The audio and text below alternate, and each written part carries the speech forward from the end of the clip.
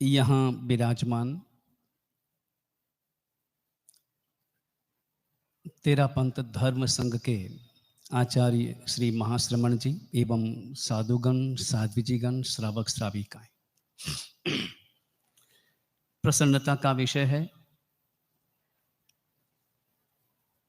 योगानुयोग पाल से विहार कर 2 दिन के लघु प्रवास के लिए हमारा बेसु में आगमन हुआ और आज योगानुयोग यहाँ पर हमारी उपस्थिति। मुझे तो याद है जब हमारा चातुर्मास हमारे पूज्य गुरुदेव आचार्य भगवंत श्रीमद जन कांति सागर सूरीश्वर जी महाराज साहब के साथ जब दिल्ली में था और उस समय में आचार्य श्री तुलसी जी, उस वक्त के युवाचार्य श्री महाप्रज्ञ जी, उनका चातुर्मास भी दिल्ली में, और तब योगानुयोग 2 प्रसंगों में सामूहिक प्रवचन का आयोजन था और उस दोनों ही प्रवचनों में मेरा ही जाना हुआ था। युवाचार्य महाप्रज्ञ जी के साथ भी और आचार्य श्री तुलसी जी के साथ में भी मेरा उस जमाने में प्रवचन हुआ था। और आज उन्हीं के पटधर आचार्य श्री महाश्रमण के साथ में आज प्रवचन का आयोजन है। एक शुभ मिलन है। और सच तो यह है कि जैन संतों पर एक बहुत बड़ी जिम्मेदारी है। हम भले अलग अलग संप्रदाय के हों, विचारधाराएं चलती है और विचारधाराओं के परिणाम स्वरूप कभी कभी संप्रदायों का जन्म भी होता है। जिन शासन में श्वेतांबर दिगंबर है, श्वेतांबरों में मंदिर मार्गी स्थानकवासी तेरापंथी है, मंदिर मार्गी समाज में भी खरतरगच, तपागच, अंचलगच, पायचंदगच, तीनथुई इत्यादि अनेक परंपराएं और अनेक संप्रदाय हैं। लेकिन कुल मिलाकर जिन शासन में जितने भी साधु साध्वी जी भगवंत हैं, ध्येय एक है, लक्ष्य एक है। 99% सारे सिद्धांत और 99% सारी बातें एक है। केवल और केवल 1% बात का अंतर हो सकता है। कोई बड़ी बात नहीं, मुंहपत्ती कोई हाथ में रखे कोई बांध ले, इतना ही तो अंतर है। परमात्मा की पूजा कोई साकार करे और कोई अपने स्थानक में बैठकर, अपने उपाश्रय में, अपने भवन में बैठकर आराधना करे। लेकिन मूल सिद्धांतों में, पंच महाव्रतों में अथवा नव तत्वों में अथवा 24 तीर्थंकरों में, नवकार महामंत्र की आराधना में, मूल सिद्धांतों में रत्ती भर भी किसी भी प्रकार का कोई अंतर नहीं है। लेकिन हमारी समस्या यह है कि जो 99% एकता है वो दिखाई नहीं देती और 1% जो अलगाव है वो दिखाई देता है। और न केवल दिखाई देता है बल्कि हम उसे प्रकट करने में भी आगे रहते हैं। नहीं, हमें उन 99% बातों को आगे करना है। जैन संतों पर एक बहुत बड़ी जिम्मेदारी है वर्तमान के इस पंचम काल में। वर्तमान का जो वातावरण हम देखते हैं, अपने ही समाज का, अपने ही युवाओं का, उन युवाओं का मार्गदर्शन जैन संतों के सिवाय कौन करेगा? उन्हें जीवन जीने की कला कौन सिखाएगा? उन्हें जीवन जीने का रास्ता कौन बताएगा? ये जिम्मेदारी है हमारी। जिम्मेदारी है जैनत्व को बचाने की, जिम्मेदारी है जैन धर्म के आचार विचारों को बचाने की।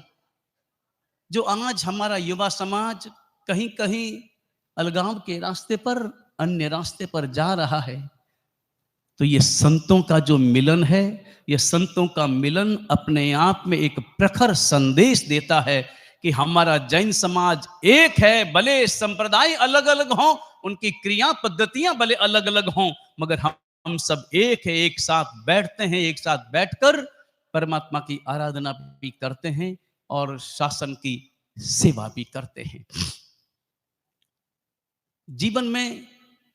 जीवन में मिलन बहुत जरूरी है। जीवन में समन्वय बहुत जरूरी है। और बिना समन्वय के तो साधना भी कैसे संभव होगी? बचपन में जब हम स्कूल में पढ़ते थे गांव में पढ़ते थे, मौकलसर गांव में स्कूल जाते थे, स्कूल का पाठ पढ़ते थे। स्कूल में एक पाठ पढ़ा था, हिंदी भाषा की किताब का वो पाठ था, और एक कहानी थी, बड़ी छोटी कहानी, कल्पित कहानी, कभी ऐसा हुआ ना होगा, मगर फिर भी वो कहानी अपने आप में एक अलग संदेश देने वाली कथा। सबने आपने पढ़ी होगी, एक कछुए और एक खरगोश की कहानी।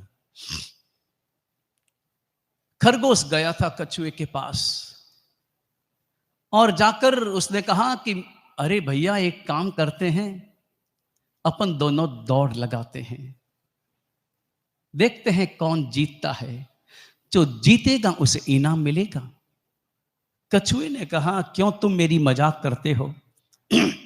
तुम भी जानते हो, सारी दुनिया जानती है कि तुम सबसे तेज चलते हो, दौड़ने वाले हो, मैं तो कहां इतना चल पाऊंगा। नहीं नहीं, दौड़ लगानी होगी। कछुए ने विचार किया कि इतना आग्रह कर रहा है, हारा हुआ तो मैं हूं ही, जीत गया तो क्या कहना, कभी संयोग से। और दौड़ लगी। तय हुआ एक स्थान, वहां से दौड़ लगेगी, वहां तक। खरगोश, कछुआ, हरी झंडी दिखाई गई, लोग इकट्ठे हुए, बड़ी संख्या में पशु पक्षी भी आए, देखे कौन जीतता है। खरगोश ने 2 छलांग लगाई, आधा रास्ता तय कर लिया। पीछे मुड़ के देखा, कछुआ तो धीरे धीरे चला आ रहा है। और खरगोश ने विचार किया कि मैं तो अभी जीता हुआ हूं, 2 मिनट का काम, 2 छलांग लगाऊंगा, पहुंच जाऊंगा अपनी मंजिल तक, लक्ष्य की डोरी को पार कर लूंगा। लेकिन जीतने का मजा तो तब हो जब हारने वाला सामने हो। दिखाना किसे है? कोई देखने वाला तो हो कि मैं जीता हूं। और हारने वाला जब देखे तो मजा आता है, और हारने वाले का सिर झुका हुआ हो, मेरी छाती तनी हुई हो, तब कहीं जाकर मजा आता है। वहीं बैठा, सोचा मैं विश्राम कर लूं, कछुए को आने दो। पेड़ था, पेड़ का सहारा लिया, पीठ टिका दी, विश्राम किया। ठंडी हवा थी, झपकी आ गई, नींद आ गई। कछुआ अपनी चाल से चलता रहा। मुड़ करके देखा, खरगोश सोया है, सोने दो। चलता गया, चलता गया, चलता गया, विजय के नजदीक पहुंच गया। अब केवल 4 कदम चलने थे कछुए को, और तब खरगोश की आंख खुली। खरगोश ने पीछे देखा कि कछुआ कहां आ रहा है, लेकिन कछुआ तो था ही नहीं, दिखाई नहीं दे रहा था। तो कछुआ गया कहां? आगे देखा तो देखा पहुंच गया। अरे मैं सो गया, मुझे नींद आ गई, छलांग लगाई, मगर उसका सारा परिश्रम व्यर्थ हो गया, क्योंकि कछुआ पहुंच चुका था, कछुआ जीत गया था और खरगोश हार गया था। कहानी सबने पढ़ी होगी ना, ये तो बचपन की कहानियां हैं। जो सतत जीता है, वो जो जागता है, जो चलता रहता है, वो जीत जाता है, और जो सोया रहता है हार जाता है। ये कहानी हम सबने पढ़ी, मगर इस कहानी का दूसरा पार्ट, खरगोश उदास हो गया, परेशान हो गया, चेहरा उतर गया। सब लोग उसकी नींद की निंदा करने लगे, और खरगोश बेचारा हारा थका 15-20 दिन के पास में वापस पहुंचा कछुए के पास में कि भैया एक दौड़ वापस लगाओ। कछुए ने कहा, मुझे मूर्ख समझा है? मैं एक बार जीत गया हूं, अब मैं तुझे वापस अवसर दूं? जीत सवाल ही पैदा नहीं है। अब मुझे मालूम है कि अब तुम सोने वाले नहीं, वो तो तुम सोए थे और मैं जीत गया, अब तुम सोने वाले नहीं, और अब मुझे हारना नहीं। लेकिन खरगोश बहुत पीछे पड़ा, थोड़ा रोया भी। कछुआ थोड़ा सीधा साधा रहने वाला था, विचारों वाला था। विचार किया, खरगोश की पीड़ा को देखकर थोड़ा पसीज गया, और कछुए ने देखा कि चलो ये बेचारा जीतना चाहता है, तो चलो जीतने दो। दौड़ लगी। दौड़ में कछुए ने फिर भी विचार किया कि हो सकता है कि खरगोश वापस सो जाए, मगर सोया नहीं, पहुंच गया, खरगोश जीत गया, और एक तरह से उसने अपनी हार को जीत में वापस बदल दिया। हालांकि जीत की इतनी प्रशंसा नहीं हुई जितनी जीत की प्रशंसा कछुए की हुई थी। कहानी का दूसरा पार्ट, अब कछुआ उदास हो गया कि ये मैंने क्या किया, मैं भावों में बह गया और भावों में बहने के कारण मैंने दूसरी दौड़ लगानी स्वीकार कर ली, नहीं लगाता अच्छा रहता।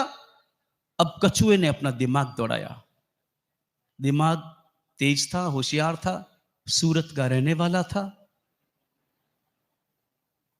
अब सूरत में वो कहां से आके बसा था ये नहीं पता कि मारवाड़ का था कि मेवाड़ का था, थली प्रदेश का था कि शिवांची का था, मोकलसर का था पक्का, फिर तो कहना ही क्या।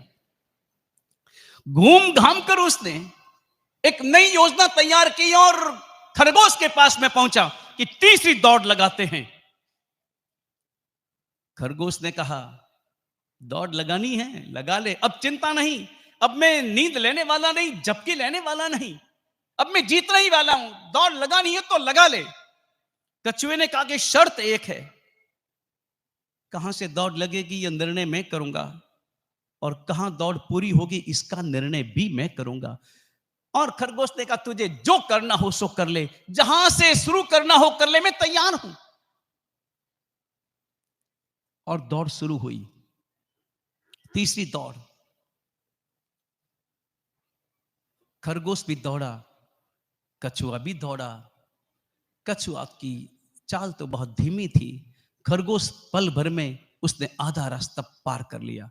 लेकिन आधा रास्ता पार किया, आगे देखा, दृश्य देखा, रुक गया, उदास हो गया, बैठ गया, चिंता में पड़ गया, समझ गया आज मेरी हार नक्की है। और कछुआ धीरे धीरे चलता चलता आया। आधा रास्ता, कछुए ने जो रास्ता तय किया था, आधा रास्ता जमीन वाला था और उसके आगे आधा रास्ता पानी वाला था। पानी में तो खरगोश उतर नहीं सकता था। कछुआ आया, आराम से खरगोश को उदास बैठे देखा और उसके सामने पानी में उतर गया। बड़े आराम से उसने पानी को पार कर लिया और जीत गया।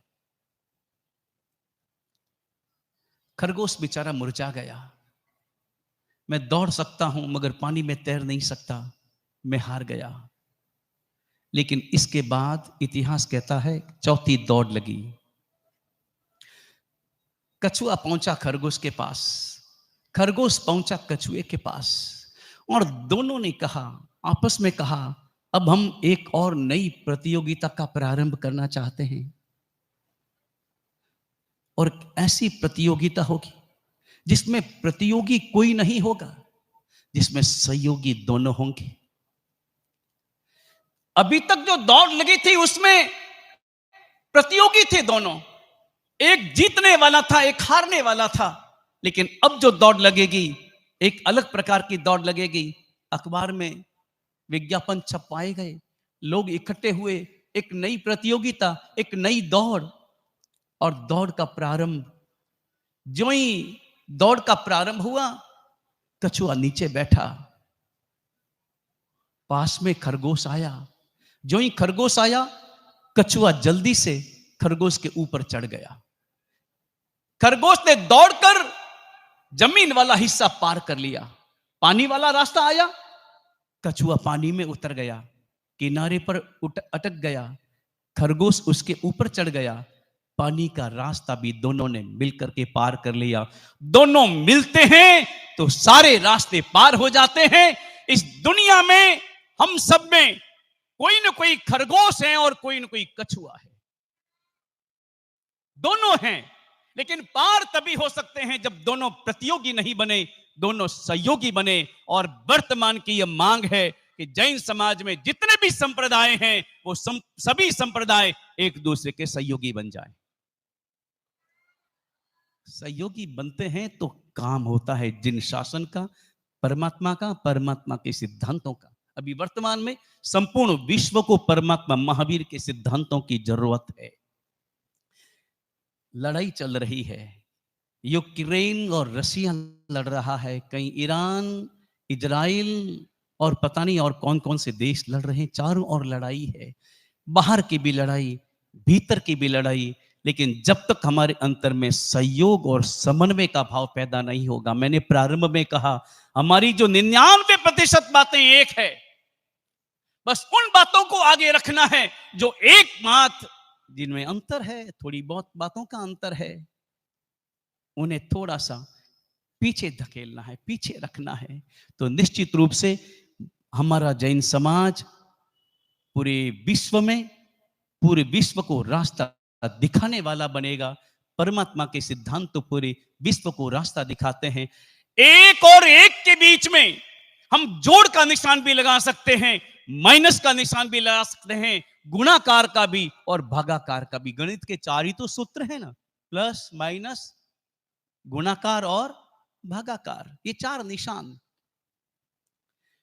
एक और एक के बीच में अगर प्लस का निशान लगाते हैं तो संख्या 2 हो जाती है, गुणन तो जोड़ 2 हो जाती है। माइनस का निशान लगाएं तो 0, गुणा का निशान लगाएं तो एक और एक के बीच में तो एक ही होगा। मगर 5 और 5 में गुणा का निशान बीच में लगाए तो 25 हो जाएंगे।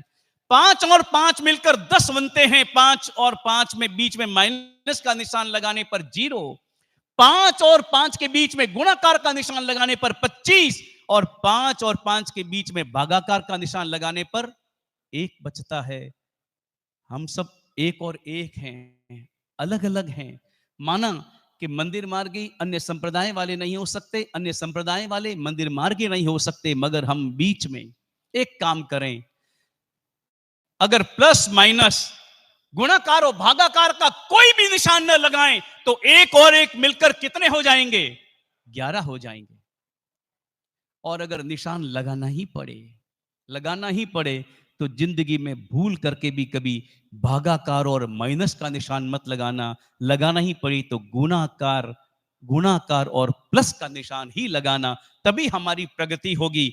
बस हम यही परमात्मा से प्रार्थना करते हैं। आने वाले समय में अभी युवा समाज के हाथों में नेतृत्व है, साधु संतों में भी युवा साधु आ रहे हैं और सबके अंतर में विचार है कि हमारे जैन समाज में कोई न कोई एक ऐसा वातावरण बने, हमारी संवत्सरी एक हो, हमारी क्रियाएं, हमारे आचरण एक हो। और एक बात, समस्त जैन साधु एक मिनिमम एजेंडा लेकर के चले और एक मिनिमम एजेंडा समस्त साधुओं के द्वारा तय हो।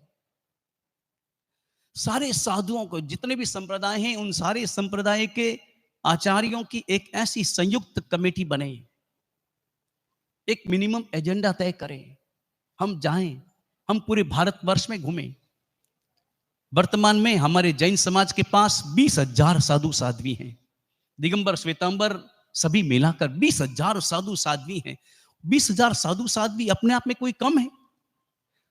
अगर निकल पड़े परमात्मा महावीर के झंडे को लेकर और एकता के वातावरण को लेकर अगर निकल पड़े तो पूरे भारत में अहिंसा का नाद गूंज सकता है, परमात्मा महावीर के संदेशों का नाद गूंज सकता है। बस एक मिनिमम एजेंडा लेकर के चलें, सब एक होकर के चलें, समन्वय के साथ में चलें, अपनी अपनी क्रियाएं और अपनी अपनी प्रवृत्तियां अपने उपासना में करें, लेकिन बाहर में हमारा जैनत्व एक हो। बस वो भाव हमारे अंतर में रहे और इन्हीं भावों को लेकर विनती की थी। आए थे हमारे पास में संजय सिंह सोराना और काफी दिनों से, जब से बेसु में आने का चल रहा था, तब से लोगों की, हमारे श्रावकों की निवेदन प्रारंभ थे कि एक बार मिलना है। हमारे मन में भी था, क्योंकि तेरापंथ धर्म संघ अपने आप में एक अद्भुत संघ है।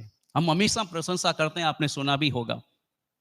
हम हमेशा कई बातों की गुणानुरागी होना चाहिए व्यक्ति को, और गुणानुरागी होने के कारण से जो जो विशिष्टताएं हैं, उन विशिष्टताओं का अनुमोदन भी करना चाहिए। हम हमेशा आपके अनुशासन एवं मर्यादा की हमेशा अनुमोदना करते हैं और चाहते हैं कि पूरे जिन शासन में ऐसा ही अनुशासन और ऐसी ही मर्यादा सर्वत्र प्रसारित हो, तो निश्चित रूप से हमारा जैन समाज प्रगति करेगा और उस प्रगति के वातावरण का विचार हमारे अंतर में आचरण का रूप धारण करे। वीतराग परमात्मा की आज्ञा विरुद्ध कुछ भी कहा गया हो, मिच्छामि दुक्कड़म।